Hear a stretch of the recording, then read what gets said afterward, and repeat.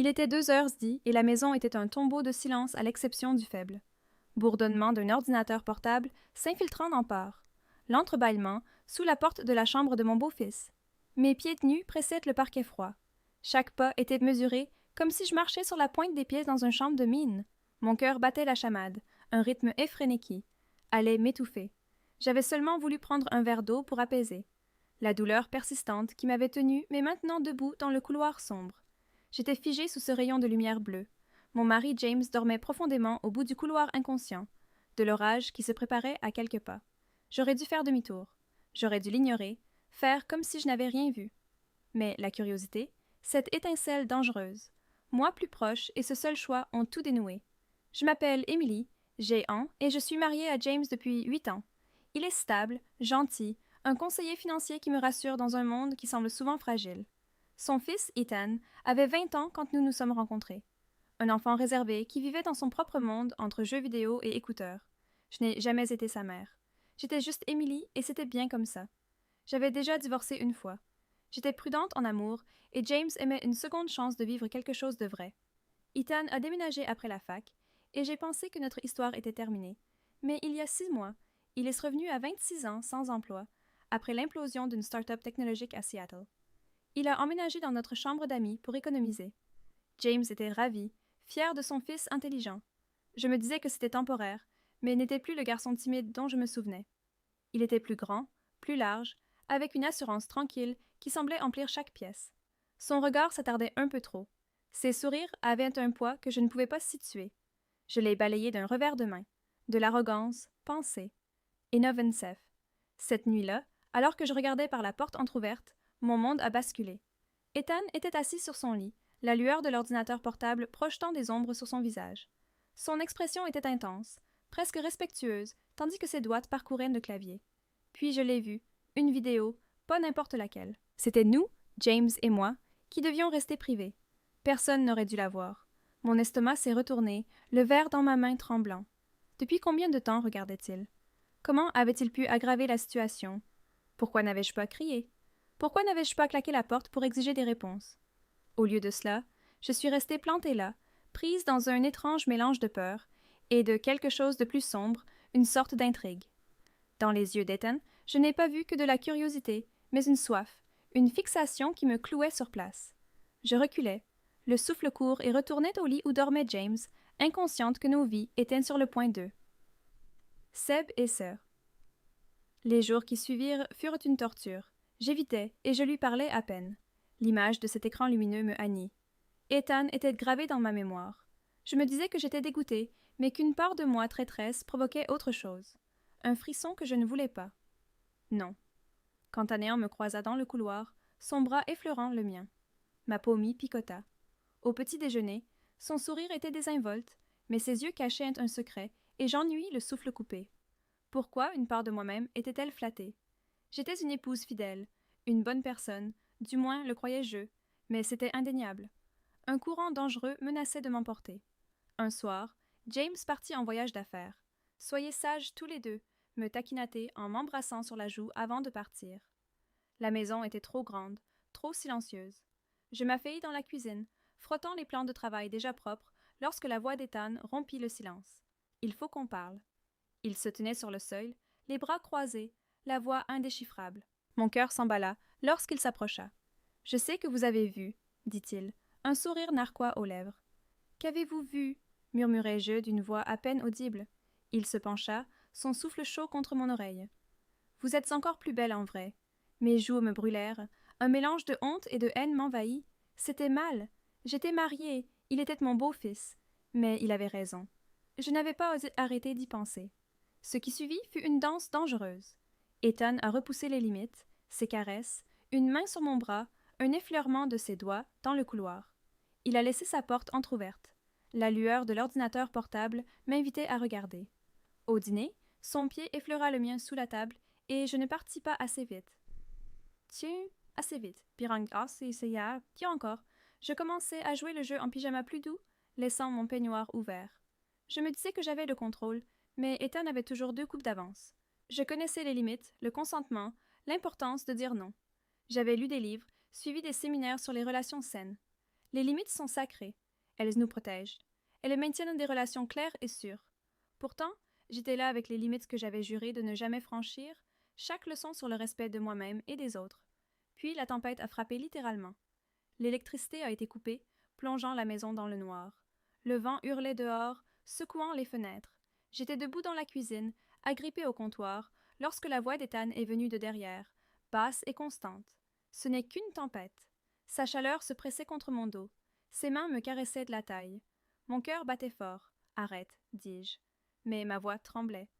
Il se pencha plus près, ses lèvres effleurant mon oreille. Fais-moi lança un éclair, illuminant son visage, ses yeux sombres, pleins de désir. J'aurais dû le repousser. Je connaissais le pouvoir du choix. Que le consentement doit être clair et enthousiaste. Mais je n'ai pas dit non. Je l'ai laissé m'approcher. Ses mains me brûlaient de la peau. Le plan de travail de la cuisine se pressait contre mon dos lorsque nos lèvres se rencontrèrent, urgent et imprudent. Pour la première fois depuis des années, j'étais en vie libérée du poids de la routine. Mais c'était mal et je le savais. Lorsque les lumières se rallumèrent, la réalité s'imposa. Ethan recula, le souffle court, l'expression indéchiffrable, sans un mot. Il me laissa planter là, les vêtements en désordre, le cœur battant la chamade. Que avais-je fait? James est rentré à la maison le lendemain inconscient et m'a embrassé. Sur la joue. Ethan agissait normalement, plaisant avec son père et moi, comme si de rien n'était. J'ai essayé de me convaincre que c'était une erreur, une faute ponctuelle. Mais 3 nuits plus tard, un léger coup à la porte m'a réveillée. James ronflait. À côté de moi, l'horloge allumait aussi. Je savais que c'était Ethan. Contre toute attente, j'ai ouvert la porte. Il se tenait là, nu, son pantalon de survêtement bas sur les hanches. Il faut qu'on parle. Il murmura. Je jetai un coup d'œil à James, encore endormi, et suivis Ethan au sous-sol. Ça ne peut plus se reproduire, dis-je en serrant mon peignoir. Il s'appuya contre la machine à laver. Un sourire narquit. Qu'est-ce qui nous en empêche? Je secouai la tête. Je suis mariée à ton père. Mais il s'approcha, son doigt trahissant mon bras, et je me trahissais, tremblant sous son contact. Je savais que ce n'était pas le cas. J'avais appris ce qu'étaient les limites émotionnelles, comment les désirs incontrôlés peuvent dégénérer, comment les liaisons détruisent la confiance. Pourtant, j'étais là à le laisser m'approcher, sachant que c'était mal, mais incapable de m'arrêter. Le mois suivant fut un tourbillon de baisers volés dans le garde-manger, sa main sur ma cuisse sous la table. Chaque contact aggravait ma culpabilité, mais alimentait mon désir.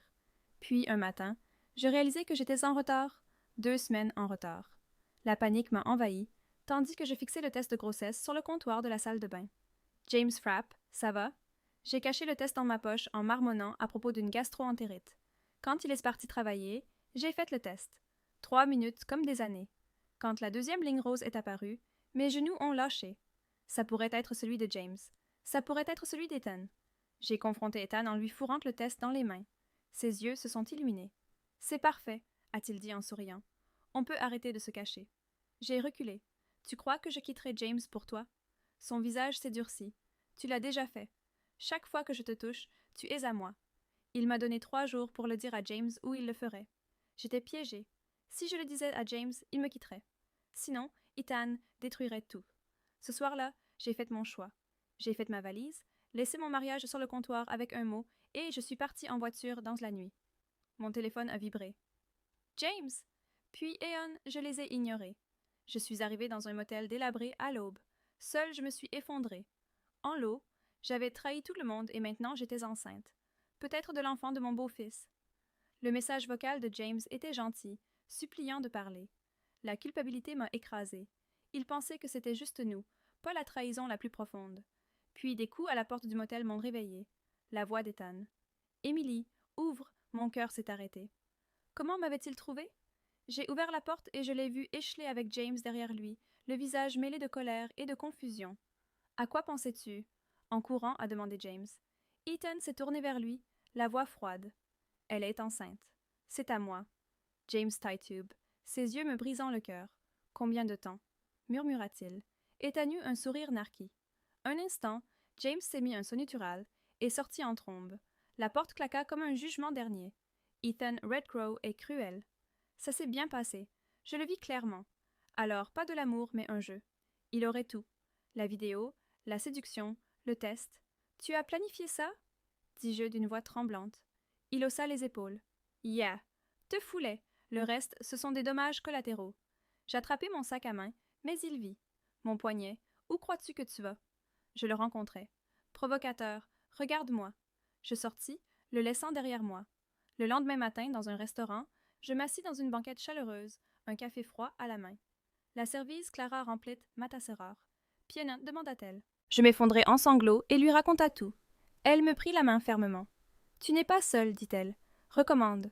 Tu es plus forte que tu ne le penses. Ces mots faisaient écho à des leçons que j'avais ignorées sur le respect de soi, sur le choix de voie qui respecte ses valeurs. J'avais échoué, mais je pouvais reconstruire. 2 semaines plus tard, les papiers du divorce de James arrivaient dans mon nouveau studio au-dessus d'une laverie. Pas de dispute, pas d'exigence, juste le silence. La douleur était pire que n'importe quelle dispute. Enceinte de 7 mois, je travaillais dans une librairie. Les coups de pied du bébé me rappelaient mes erreurs. Un jour de pluie, Ethan entra trempé. « Tu es belle, enceinte, » dit-il comme si rien n'avait changé. Je me suis serré le ventre. Il n'y a pas de nous. Gatan, Ben, il s'approcha, murmura à propos d'un test ADN. J'ai tenu bon, sachant que mon enfant méritait mieux que ces jeux.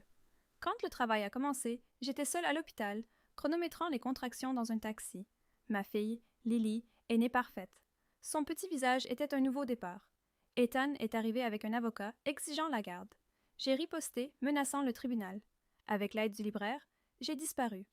Nouveau nom, nouvelle ville, aucune trace. Dans le bus, j'ai serré Lily contre moi, murmurant des promesses de vérité et de sécurité. J'ai écrit une dernière lettre à James. Je suis désolée, notre fille a ton sourire. Je l'élèverai bien, mais je ne peux pas réparer mes erreurs. Cette histoire n'est pas seulement la mienne. C'est un avertissement. Les relations se nourrissent de confiance, de consentement et de limites. J'ai dépassé les bornes, ignoré les leçons que nous savons tous. Le désir peut nous aveugler. Les secrets qui détruisent, tinitiniz. Les relations saines exigent communication, respect et savoir dire non quand c'est important. J'ai appris à mes dépens, mais il n'est pas nécessaire de protéger son cœur, d'honorer ses engagements et de choisir la vérité plutôt que la tentation. Merci de m'avoir rejoint dans ce voyage. Vous âme extraordinaire. Si cette histoire vous a touché, abonnez-vous à Vœux brisés. Nous publions des histoires vraies et crues chaque semaine. Partagez vos impressions ci-dessous. Que auriez-vous fait à ma place?